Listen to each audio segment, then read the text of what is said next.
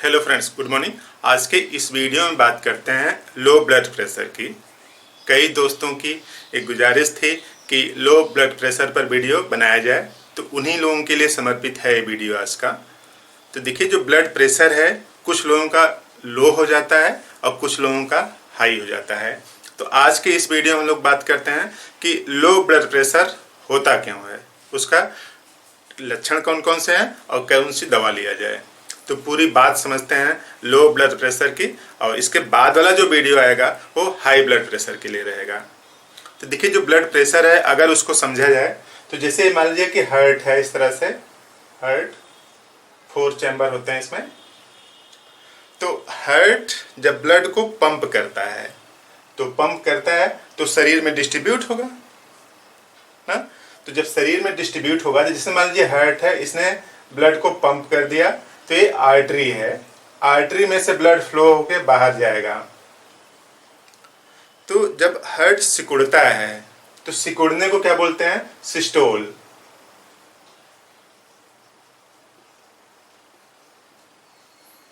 जब हार्ट सिकुड़ता है तो उसको सिस्टोल बोलते हैं। तो जब हार्ट सिकुड़ेगा तो इसके अंदर का जो ब्लड है वो बाहर जाएगा, और बाहर किस में जाएगा? आर्टरी में जाएगा। तो आर्टरी में जो उस समय जो प्रेशर होता है वो कितना होता है? 120 mmHg। तो हार्ट सिकुड़ गया, सिस्टोलिक हो गया। उसके बाद हार्ट फैलता है ताकि उसके अंदर और ब्लड आए फिर। तो जब ब्लड और अंदर आने के लिए हार्ट जब फैलता है तो उसको क्या बोलते हैं? डायस्टोलिक। तो जब हार्ट पंप करता है तो उसके अंदर प्रेशर, इस आर्टरी के अंदर प्रेशर कितना रहता है? 120। और जब हार्ट फैलता है ताकि उसके अंदर रक्त आ सके तो उस समय प्रेशर कितना होना चाहिए? 80 होना चाहिए। यानी ये दोनों प्रेशर किस में मेजर किए गए हैं? आर्टरी में। यानी हार्ट सिकुड़ने पर प्रेशर कुछ ज्यादा होगा और कितना होगा? 120 होगा। और जब हार्ट फैलेगा तो उसको डायस्टोलिक बोलते हैं, डायस्टोल बोलते हैं। तो उसका प्रेशर कितना होगा? 80 होगा। अगर इतना मेंटेन है तो आप इनफ लकी हैं, आप स्वस्थ हैं। अनफॉर्चुनेटली कुछ लोगों का जो ब्लड प्रेशर ये 120-80 वाला है, ये थोड़ा सा कम हो जाता है। कम होता है तो दोनों कम हो जाते हैं। यानी देखिए, 120 से कहाँ पहुंच जाता है? 90 पहुंच जाता है। और 80 से कितना हो जाता है? 60 हो जाता है। तो इसको क्या बोलते हैं? Low blood pressure. तो यानी हार्ट जब इसमें से अपना ब्लड निकाल के जब आर्टरी में फ्लो करवा रहा है तो उसमें प्रेशर कम है। नुकसान क्या होगा? प्रेशर अगर कम है ब्लड का, यानी अमाउंट कम फ्लो कर रहा है। जब अमाउंट कम फ्लो करेगा तो आप समझ सकते हैं कि न्यूट्रिएंट, ऑक्सीजन, कई कंपोनेंट्स जो टिश्यू को मिलने चाहिए वो नहीं मिलेंगे। नहीं मिलेंगे तो कई लक्षण आ सकते हैं। देखिए, ब्रेन जो है ना, इफिशिएंट तरीके से काम करता है और उसके लिए ऑक्सीजन बहुत जरूरी चीज है। और अगर ब्रेन को 7 सेकंड तक ऑक्सीजन नहीं मिलेगा या कमतर मिलेगी, तब आदमी चक्कर आने लगेगा, चक्कर खा के गिर सकता है। तो यूं समझ लीजिए कि जब ब्लड प्रेशर लो होगा तो पूरे शरीर की जितनी भी कोशिकाएं हैं उनको ऑक्सीजन कम पहुंचेगा, न्यूट्रिएंट कम पहुंचेगा, तो उनका काम ठीक से नहीं चलेगा, कमतर हो जाएगा। अगर काम कमतर हो जाएगा तब लक्षण की अगर बात करें तो लक्षण इस तरह से आएगा कि डलनेस, डिजीनेस, ड्राउसीनेस। शरीर पूरा सुस्त पड़ जाएगा, डलनेस आ जाएगा, और डिजीनेस यानी अजीब सा दिखेगा और फीलिंग अजीब से आएगी, और ड्राउसीनेस, आदमी एकदम लस्त हो जाएगा। तो डलनेस, डिजीनेस, ड्राउसीनेस। और चौथा सिम्टम्स है ब्लर्ड विजन, यानी ऐसा लगेगा कि एक के ऊपर एक फिगर ऐसे बने रहे हैं, जैसे कई फिगर आपस में कौन से मिल गए हैं। तो ब्लर्ड विजन। और फटीग, थकान लग जाएगी, आदमी लस्त हो जाएगा। और नाजिया, वोमिटिंग हो सकती है, मिचली आना, उल्टी हो सकती है। या फिर लैक ऑफ कंसंट्रेशन, किसी काम पे ध्यान को केंद्रित ना कर पाना। तो इसी जैसे कुछ लक्षण आते हैं। तो कुछ लोगों को सभी लक्षण आ सकते हैं, कुछ लोगों को 2-4 लक्षण आ सकते हैं। वो इस बात पे डिपेंड करता है कि ब्लड प्रेशर लो कितने समय तक रहता है और पेशेंट की उम्र कितनी है। इन सब चीज़ों पर डिपेंड करता है कि लक्षण की सिवियरिटी क्या होगी। और जो लो ब्लड प्रेशर होने का अगर कारण देखा जाए तो सबसे प्राथमिक कारण क्या है?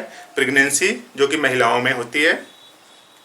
तो लो ब्लड प्रेशर अगर प्रेगनेंसी के समय में है तो घबराने की कोई बात नहीं, डिलीवरी के बाद फिर ब्लड प्रेशर नॉर्मल हो जाएगा। और दूसरा कारण है ब्रेडिकार्डिया, यानी हार्ट को जो धड़कने की जो स्पीड है वो कम है, कमतर हो जाएगा।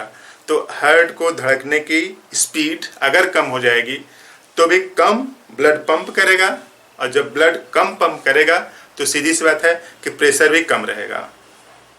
और तीसरा है एंडोक्राइन डिसऑर्डर।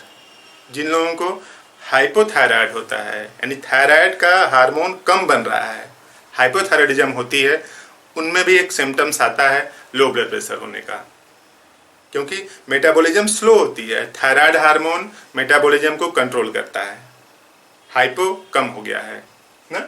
और डिहाइड्रेशन, यानी क्या हो गया, शरीर से पानी लॉस हो गया है, डिहाइड्रेशन हो गया है। डायरिया, डिसेंट्री, दस्त होने की वजह से, काफ़ी डिहाइड्रेशन की वजह से शरीर से पानी बाहर निकल जाता है, तो डिहाइड्रेशन हो गया है। तो भी शरीर में जो ब्लड का अमाउंट है, मात्रा है, टेम्पोरली कम हो जाता है, तो उस समय भी लो बीपी हो सकता है। और ब्लड लॉस हो जाए, किसी को ट्रामा लग जाए, चोट लग जाए, चोट लगने से खूब ज़्यादा ब्लड लॉस हो जाए, तो उस समय भी ब्लड प्रेशर क्या हो सकता है, कम हो सकता है। और इन्फेक्शन हो जाए, सीवियर इन्फेक्शन, सेप्टिसीमिया टाइप का इन्फेक्शन हो जाए जो काफ़ी दिनों से आ रहा है, उसकी सीवियरिटी काफ़ी ज़्यादा हो, कोई भी इन्फेक्शन हो सकता है, कहीं पे चोट लगी है, उसमें से पूरी बॉडी में बैक्टीरिया, पस, फंजाई फैल सकते हैं, तो सेप्टिसीमिया हो सकता है इन्फेक्शन की वजह से। और लैक ऑफ न्यूट्रिएंट, यानी विटामिन बी, फोलिक एसिड, इन सब की अगर कमी हो जाए, तो इन सब अवस्थाओं में लो ब्लड प्रेशर की समस्या देखी जाती है। तो देखिए, ब्लड प्रेशर को सामान्य बने रहना जरूरी है, अन्यथा ऑक्सीजन न्यूट्रिएंट नहीं मिलेगा। अब ऑक्सीजन न्यूट्रिएंट अगर नहीं मिलेगा तो आप समझ सकते हैं कि जो बॉडी की जो मेटाबॉलिज्म है वो संतुलित, नियंत्रित तरीके से नहीं चलेगा, तो बीमार होने की संभावना बढ़ जाती है। जिनको भी लो ब्लड प्रेशर की समस्या है, बेहतरीन मेडिसिन है होम्योपैथी में। यहाँ पे मैं 2 मेडिसिन बता रहा हूँ, इसका मतलब ये नहीं कि सिर्फ 2 ही मेडिसिन है, इसके अलावा भी और मेडिसिन है। लेकिन कॉमन तरीके से ये जो सिम्टम्स हैं, डलनेस, डिजीनेस, ड्रॉसीनेस, इन सब के लिए सिम्टम्स के बेसिस पर जो मेडिसिन कॉमनली दी जाती है, यानी आसानी से दी जाती है, वो है जेलसीमियम और क्रेटेगस। तो जेलसीमियम आप 30 पावर की ले लीजिए, इस तरह से।